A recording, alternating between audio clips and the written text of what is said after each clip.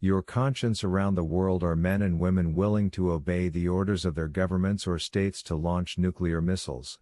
At the last count, I know one missile per day could be exploded for 96 years, imagine the horror locked up in that number. Those who would launch them know that millions of innocent helpless people would be killed or maimed, but still they are willing to do it. Would you obey the order? Would you be supported by your faith, your church, your God?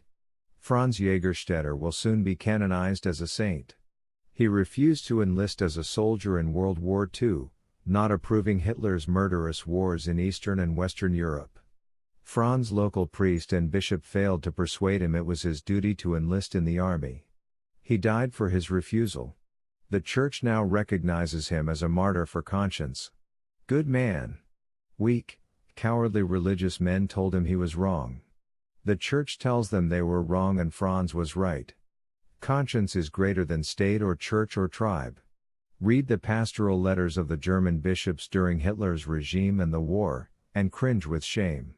Read the craven apologies given to their people by the bishops of Germany, Italy, Argentina, the Dirty War, Chile, after Pinochet, that they had shown moral cowardice against the political powers. The lesson is clear. Government and church may have power but they cannot rule or dictate conscience. When I posed the questions for you in last week's homily and simply asked you if you were glad or angry, I wanted you to test yourselves. Do you think as a Christian or as a nationalist? Are you politically/nationally biased and color questions according to your prejudices?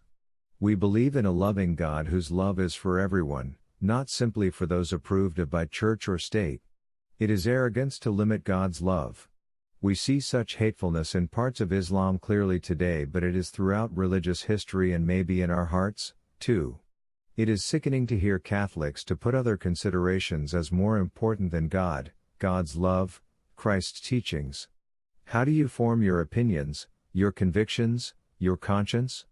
God bless us that it is in God's love we make all decisions.